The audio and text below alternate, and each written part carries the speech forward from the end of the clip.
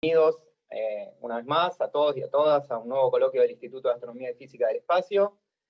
Le damos la bienvenida también a los y las colegas que se suman hoy desde el IATE y el OAC de Córdoba, y a quienes después nos siguen por YouTube. En el coloquio de hoy tengo el gusto de presentar al doctor Félix Mirabel, es doctor en Astronomía de la Universidad de La Plata, actualmente es investigador superior del CONICET y es miembro del IAFE. Mirabel es un especialista en microcuasares, galaxias infrarrojas y astrofísica de alta energía. Actualmente está trabajando en temas relacionados con agujeros negros astrofísicos y en particular con su posible conexión con estrellas y galaxias primordiales,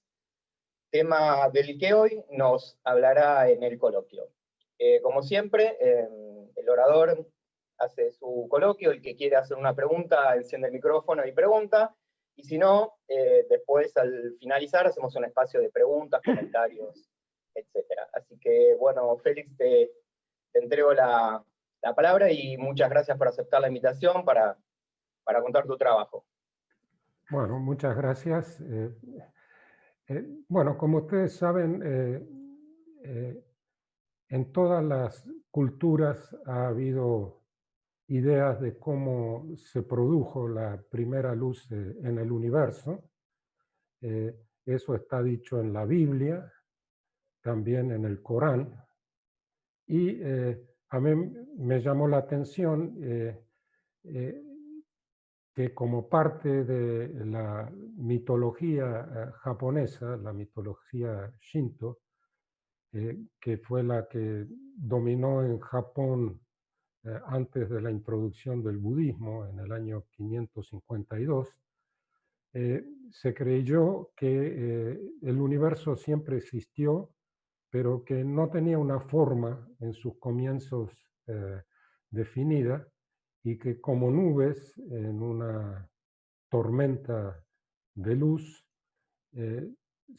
hubo gran agitación, digamos. Pero muy pronto hubieron señales que indicaron que habían movimientos específicos en la masa de las partículas individualmente muy, muy pequeñas. Y gracias a este movimiento, la luz se expandió hasta los confines del universo. O sea, esto no se distancia mucho de lo que en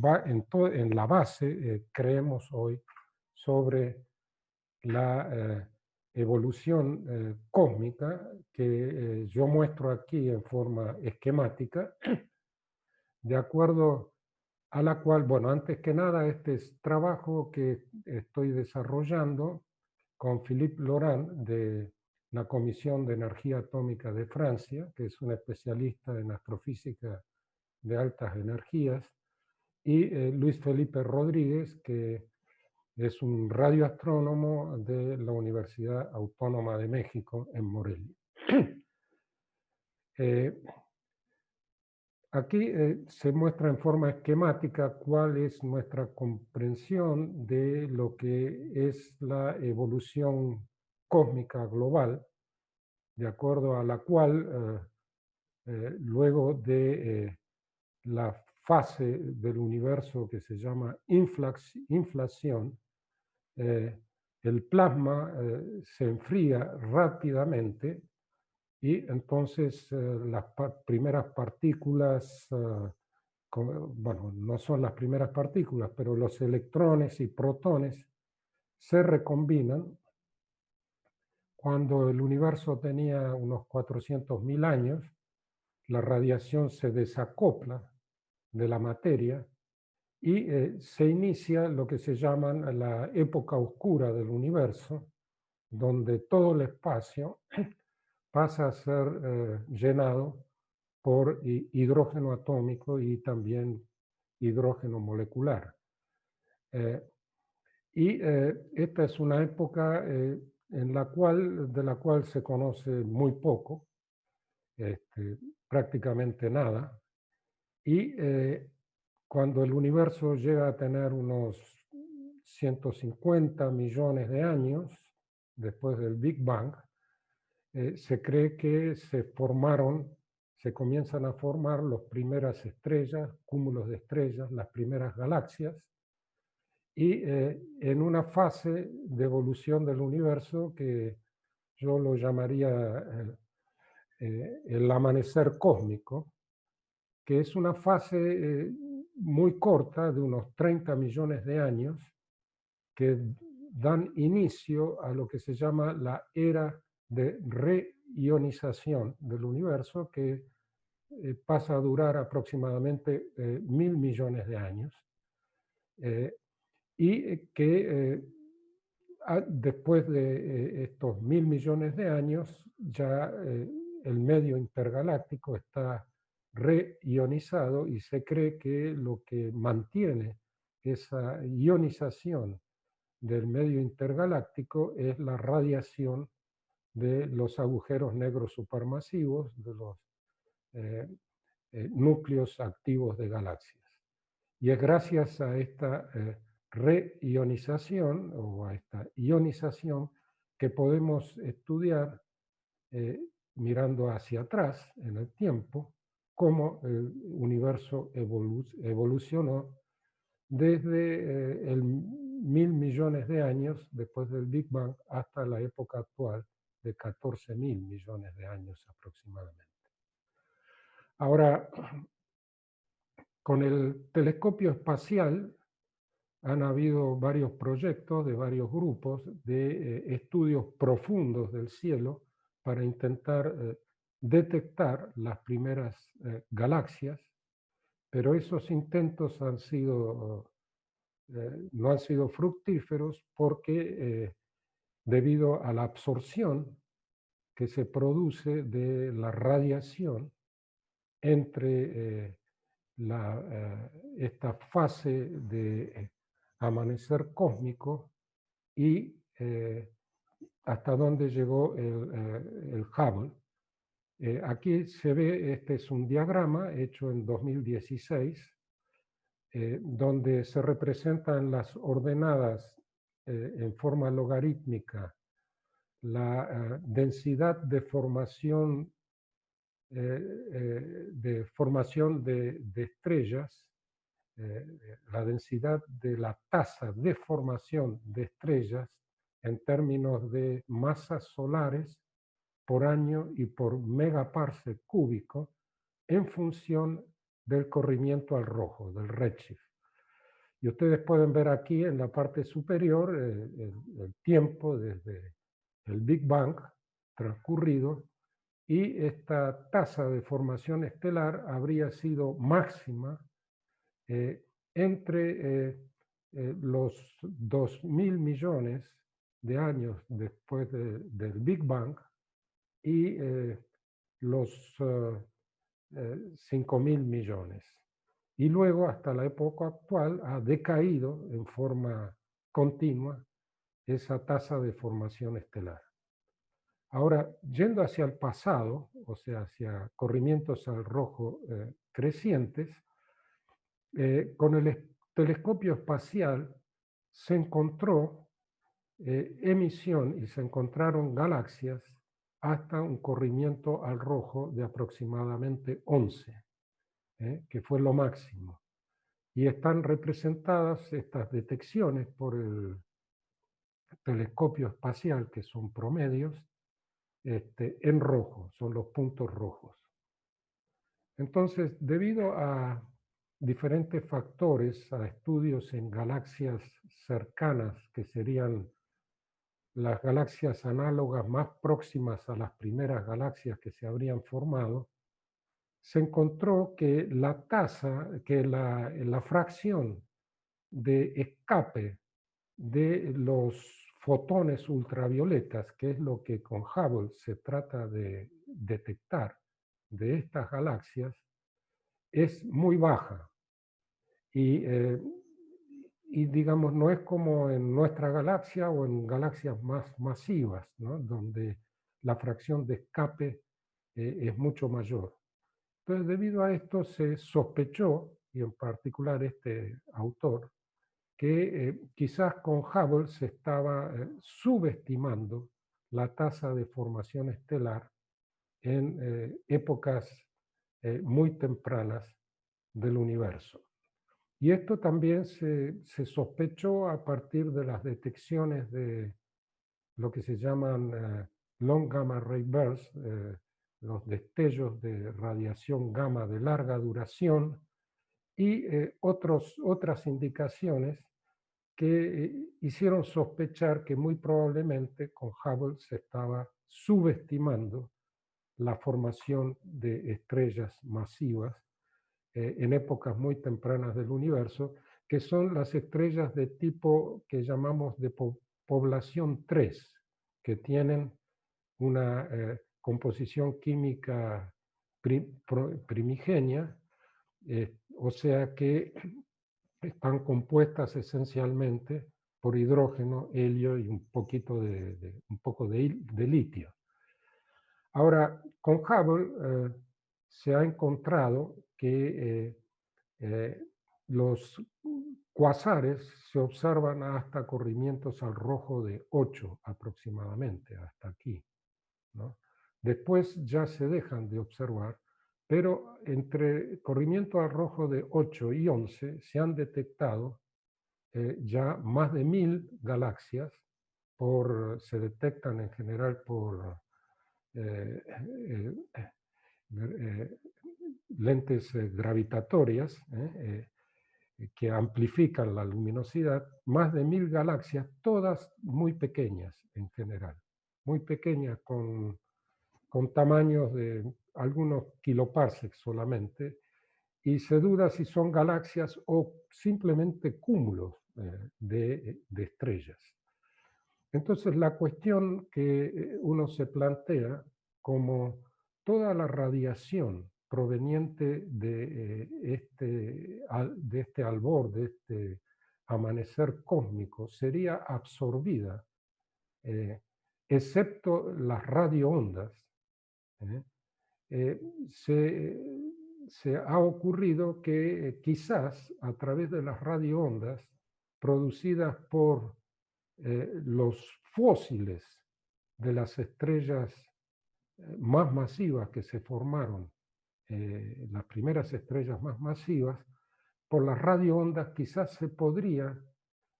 inferir cuál fue la evolución, la primera evolución de la época de amanecer cósmico. Y existen preguntas como cuál es la tasa de formación de estrellas a corrimientos a rojo mayor que 15. Y hoy en día existe la convicción de que muy probablemente tampoco con el futuro telescopio espacial, que es James Webb Telescope, que será lanzado, bueno, este año o el año que viene, tampoco se va a poder penetrar más allá de un corrimiento al rojo de 15. O sea que esta región, por ahora, va a quedar imposible, va a ser imposible en el futuro inmediato de ver directamente estas primeras galaxias formadas en el universo. Ahora, la idea de la reonización en el universo, que dominante hasta hace una década, hace 10 años, era que la reonización del universo fue realizada esencialmente por la radiación ultravioleta de las primeras estrellas formadas durante el amanecer cósmico, el Cosmic Dawn, y que la reionización procedió de una forma muy, como se dice en inglés, muy patchy, o sea, donde las regiones H2, las fronteras entre las regiones ionizadas por las estrellas y el medio neutro circundante eran muy marcadas. Bueno, yo estuve en un congreso sobre microcuasares, sobre los cuales hubieron en total 10 congresos internacionales en el año 2008, y el famoso astrofísico de origen soviético, Rashid Zunayev, dio una charla sobre la acción de microcuásares en el medio interestelar en nuestra galaxia, cómo podían producir rayos cósmicos en nuestra galaxia. Entonces, conversando con él, yo le pregunté, pero además de eso, ¿podrían producir otro efecto, además de rayos cósmicos? Y su respuesta fue, sí, deberían también contribuir al calentamiento por la radiación X de los microcuásares, podrían calentar también adicionalmente, además de las estrellas, el medio interestelar. Bueno, esa idea me quedó en la cabeza y un par de años después, en la Universidad de Maryland me invitaron a dar una conferencia y en esa conferencia yo hablé sobre lo que había ido pensando en esos 2 años sobre los aspectos astrofísicos de esto que me había dicho Zunayev, del calentamiento del medio interestelar. Y entonces en esa conferencia esencialmente yo expuse las razones por las cuales yo pensaba que los microcuásares, que son los fósiles de las primeras estrellas que se formaron en el universo, deberían haberse producido en forma muy prolífica durante el amanecer del universo, cuando se formaron las primeras estrellas. Y luego de esa charla, en la hora del café, Avi Loeb, que en ese momento era director del Instituto de Astrofísica Teórica en Harvard, se aproximó a mí y me dijo, me empezó a hacer preguntas, ¿por qué yo pienso esto? ¿Por qué dije lo otro? Y aparentemente lo convencí, porque me ofreció, me dijo, bueno, si querés elaborar en forma más concreta esta proposición tuya a partir de lo que conoces en astrofísica, podemos llevarlo a la cosmología y yo te ofrezco la ayuda de teóricos postdoc que están trabajando conmigo. Y yo encantado, entonces publicamos un año después un artículo en Astronomy and Astrophysics que motivó un News and Views en la revista Nature inmediatamente. Y la idea es que si estos microcuásares de población 3 fueron producidos tan tempranamente, o sea, en la época del amanecer del universo, la radiación X de esos microcuásares que se propaga a la velocidad de la luz debería haber sobrepasado las regiones de ionización que se expanden a solo algunas decenas hasta una centena de kilómetros por segundo. O sea, son 300.000 kilómetros por segundo contra una centena de kilómetros por segundo. O sea que la época de reionización debería haber sido desarrollada de una forma mucho más smooth, suave, con fronteras menos pronunciadas como las que se había creído hasta ese momento. Y eso fue lo que en este News and Views de Nature esencialmente se concluyó, o sea, diciendo debemos pensar en forma distinta la era de reionización, porque existen estas fuentes de radiación X producidas muy tempranamente. Ahora, ¿en qué consisten estos agujeros negros en binarias de alta masa? Son sistemas binarios compuestos por un agujero negro que se ha formado por el colapso directo de una estrella muy masiva que acreta materia de una estrella compañera con la cual está ligado gravitacionalmente de diferentes formas. Durante la época temprana del universo, esencialmente por la radiación directa de esta estrella, que formaría esta acreción de materia, un disco de acreción que radia en X y produce jets relativistas que yo denominé como microcuasares. O sea que en ese trabajo de 2011 lo que yo sostuve esencialmente que eran fuentes de rayos X, pero no me ocupé mucho del impacto de las radioondas producidas por los jets. Yo quiero hacer una salvedad, que un punto, que estos agujeros negros tienen masas entre 30 y 60 masas solares, hoy en día sabemos, hasta 80 masas solares, de acuerdo a LIGO Virgo, ahora, en este momento. Y todos los modelos de evolución de este tipo de estrellas masivas en nuestra galaxia indican que en nuestra galaxia deberían haber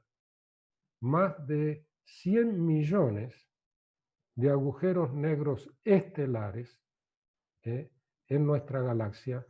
que habrían sido formados durante toda la historia de la evolución del universo, de nuestra galaxia.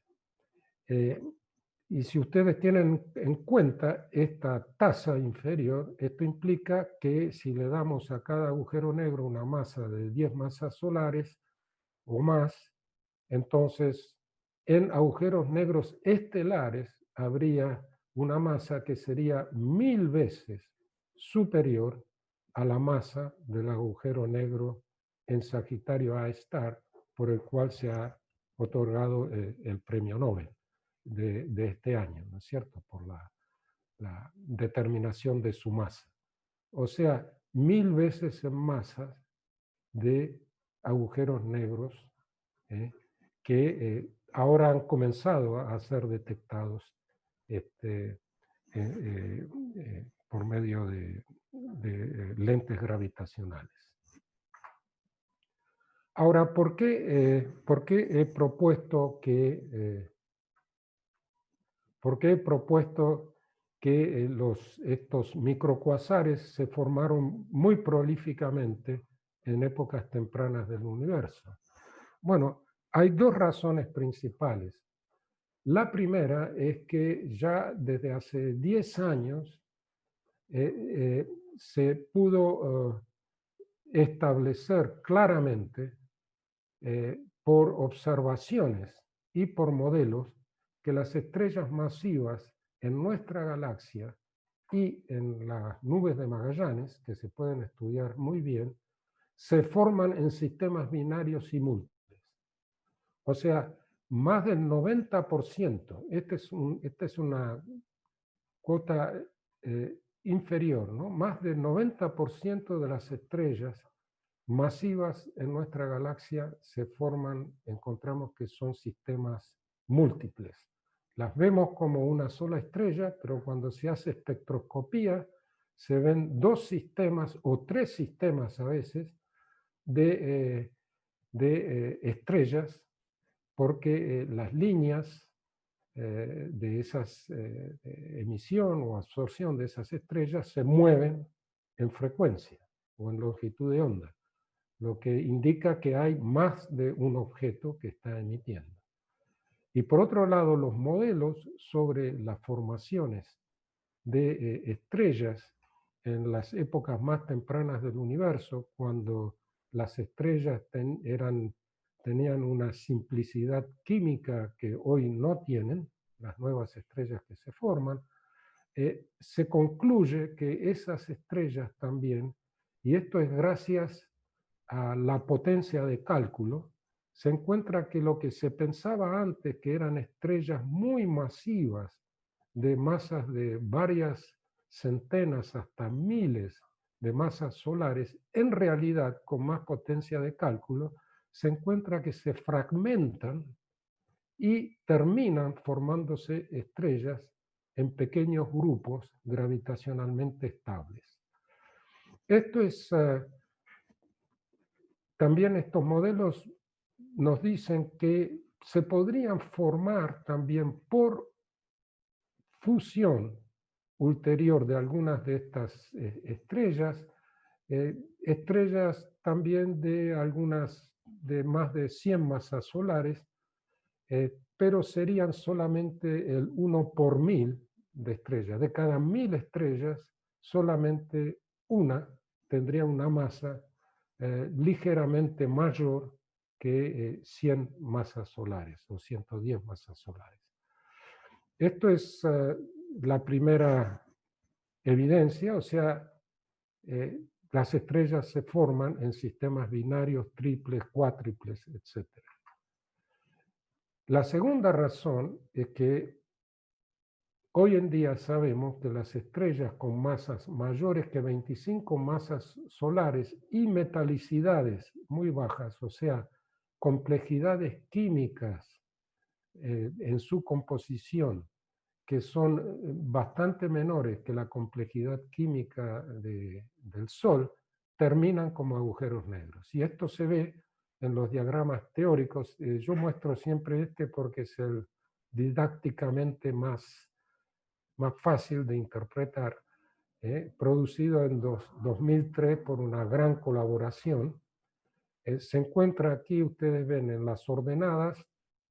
la metalicidad. Esta es la metalicidad solar del Sol, en función de la masa primogénea inicial de la estrella que va a colapsar. Para masas menores que 25 masas solares son estrellas de neutrones, pero para masas más grandes de 25 masas solares y metalicidades menores que solares, por ejemplo, una mitad de metalicidad solar, todas las estrellas terminan como agujeros negros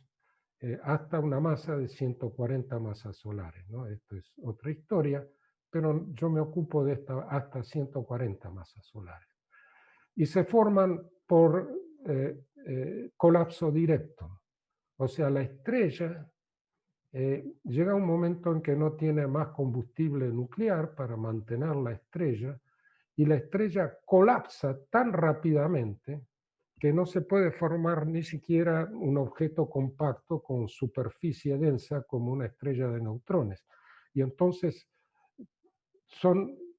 estrellas muy brillantes que están en el cielo y de repente, como por arte de magia, desaparecen sin producir ninguna explosión de supernova. Estos otros colapsos son por fallback, porque hay una pequeña explosión, pero no llega a lanzar la materia al espacio, y toda la materia que se había salido vuelve a caer y se forma un agujero negro. La explosión es porque se forma un agujero, una estrella de neutrones en forma transitoria, que produce una pequeña explosión, pero la materia vuelve a caer y la estrella de neutrones se transforma en un agujero negro. O sea que más del 90% de las estrellas masivas en el albor del universo se forman en sistemas binarios que terminan como agujeros negros por colapso directo. Los microquasars deben haberse formado en forma muy prolífica durante la época de reionización. Estas son las observaciones, me olvidé de mencionar, que realicé con postdoc Irapuan Rodríguez de Brasil. Ustedes ven que es un gaúcho, tiene un mate enorme ahí, como la gente de Río Grande do Sur. Y encontramos que el primer agujero negro identificado en el universo, es la fuente de radiación X número 1 en la constelación del Cisne, que fue identificada por el grupo de Giacconi, el cual recibió el premio Nobel en aquel, no por haber descubierto el primer agujero negro y haber dado la oportunidad de determinar su masa, sino por haber desarrollado la astronomía de radiación X, que permitió la identificación del primer agujero negro, las primeras fuentes y estrellas de neutrones en sistemas binarios. Yo quiero hacer una digresión aquí. En realidad, la mayor atención en este momento son los agujeros negros supermasivos. Hay menos atención en los agujeros negros de masas solares, pero la idea que yo he propuesto con Luis Felipe Rodríguez en Nature en el año 98, es un review que Nature me pidió que hagamos. La idea es que toda la fenomenología alrededor de los agujeros negros, independientemente de su masa, responde al mismo sistema de ecuaciones que podemos desarrollar en forma universal, en donde las escalas de distancia dadas por el radio de Schwarzschild y las escalas de tiempo de los fenómenos, los intervalos de tiempo, son proporcionales a la masa del agujero negro. Eso quiere decir que, por ejemplo, para obtener una imagen del agujero negro, de un agujero negro, lo que hay que hacer es lo que hicieron nuestros colegas, observar agujeros negros supermasivos como el Messier 81, perdón, es Messier 81, creo. Bueno, en el cúmulo de Virgo, ¿no? La galaxia masiva en el cúmulo de Virgo, que tiene 1.000 millones de masas solares. Entonces, como las escalas de distancia son proporcionales a la masa, claro, es enorme el horizonte de acontecimientos y fácil de realizar observaciones, bueno, no tan fácil, lo que lograron los colegas fue extraordinario, por interferometría en microondas, lograr la imagen de el espacio circundante del agujero negro. O sea, si uno quiere tener buena resolución angular en términos de escalas espaciales, mejor para estudiar la física, mejor observar agujeros negros supermasivos. Por el contrario, si uno quiere estudiar fenómenos que ocurren muy rápidamente, es mejor utilizar los agujeros negros de masa estelar. ¿Por qué? Porque los intervalos de tiempo, por ejemplo, de la transformación del fenómeno de acreción hacia el agujero negro y el fenómeno de eyección de chorros relativistas, es proporcional a la masa del agujero negro. Entonces, en escalas temporales de segundos o fracciones de segundos, minutos o una hora, uno puede estudiar cómo se produce la física de acreción-eyección alrededor de un agujero negro. Hacer lo mismo para un agujero negro supermasivo, de 1.000 millones de masas solares, llevaría, para estudiar el mismo fenómeno, centenas hasta miles de años. Entonces, el estudio de estos agujeros negros con diferentes escalas de masas es fundamental para comprender la sinergia entre estos dos aspectos de los estudios. Para comprender la física es fundamental. Yo quería señalar eso porque en general hay poca comprensión de este aspecto, que es lo que se puede estudiar bien en ciertos agujeros negros, que no se puede, pero sí se puede en otros agujeros negros, dependiendo de su masa. Bueno, aquí hay yo no puedo ir a esto, ya fue el artículo de 2011, todas las evidencias que hay, los fundamentos para esta hipótesis, y que ahora se agrega el hecho de los agujeros negros con masas de hasta 80 masas solares, identificados por medio de las ondas gravitacionales producidas cuando se produce la fusión de esos agujeros negros. Sobre esto yo he hecho ya 2 reviews, uno en 2017, otro en 2019. Entonces, en 2011, lo que se piensa, una de las ideas que existe desde hace 20 años, es que quizás se podría tener ciertas indicaciones de cómo se formaron las primeras estrellas de población 3 y los primeros fósiles, los agujeros negros de esas primeras estrellas, a través de la impronta que habrían dejado en el hidrógeno atómico y en particular en la radiación o absorción del hidrógeno atómico en la línea de 21 centímetros, que corresponde a la transición hiperfina en el estado fundamental del hidrógeno atómico, que depende de la orientación relativas del spin del átomo de hidrógeno, y lo cual depende de las orientaciones relativas del spin del protón y del electrón. Entonces, ya en 2011, nosotros publicamos en ese artículo una perfección de los modelos que venían siendo desarrollados, en donde se predijo que contra el fondo de radiación cósmica de microondas se debería observar una absorción del hidrógeno atómico interestelar e intergaláctico, que sería la señal la más importante de la presencia de estrellas y agujeros negros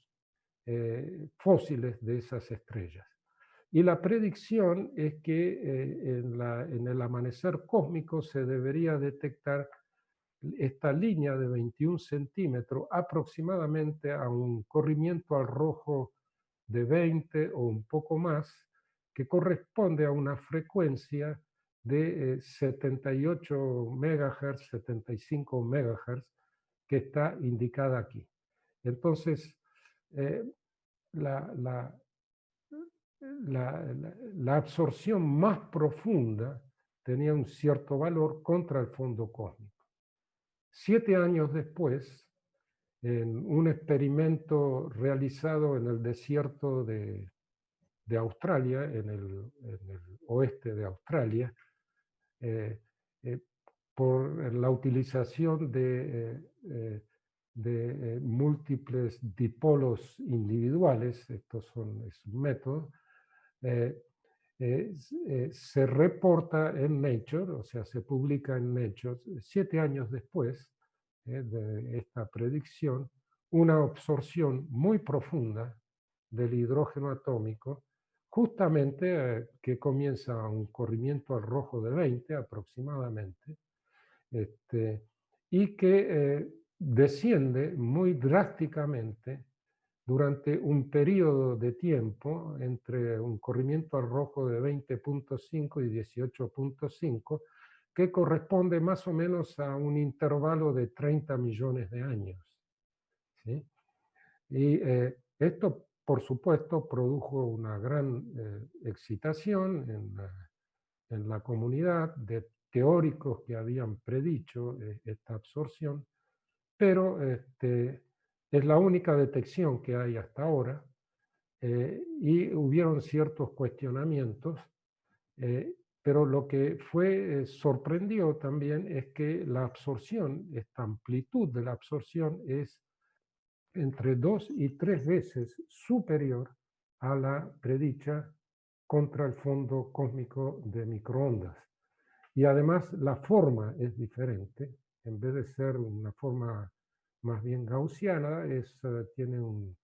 una base que es plana, ¿no es cierto? Entonces, esta detección es la única y fue realizada por el grupo que comenzó a desarrollar esta experiencia con dipoles y bueno, esperamos que sea o confirmada o refutada lo más pronto posible por otros experimentos. Esta detección, la detección de esta señal es una de las motivaciones principales de los grandes interferómetros para bajas frecuencias que se desarrollan en este momento como el SKA, el Square Kilometer Array, en Australia y en Sudáfrica. Ahora, esta absorción inmediatamente produjo la propuesta de que todo esto indica que hay una nueva física en el amanecer del universo, debido a la interacción de la materia oscura con los bariones, con la materia bariónica, que produce un enfriamiento de la temperatura de spin, lo cual que la lleva prácticamente cero, lo cual daría cuenta, por este enfriamiento del hidrógeno circundante, a el exceso de absorción relativo al que se había predicho teóricamente. También inmediatamente aparece una explicación alternativa o propuesta de explicación alternativa, y es que podrían existir fuentes adicionales al fondo cósmico de microondas, que es un fondo cósmico térmico, también un fondo cósmico de radiación sincrotrón debido a explosiones de supernovas, agujeros negros, estrellas de neutrones y otros tipos de fenómenos. Y hubo 2 artículos en 2018 que evidentemente estaban al tanto de este artículo porque fueron muy rápidos. De hecho, este artículo fue publicado en el mismo ejemplar que se publicó, que Nature publicó la detección. O sea que esto nos ganaron de mano, o sea, y la pregunta que uno se puede hacer es si existen alguna evidencia observacional de un fondo cósmico de radioondas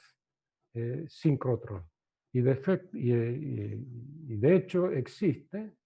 En 2011 fue publicado por un experimento realizado por NASA, que se llama Archive-2,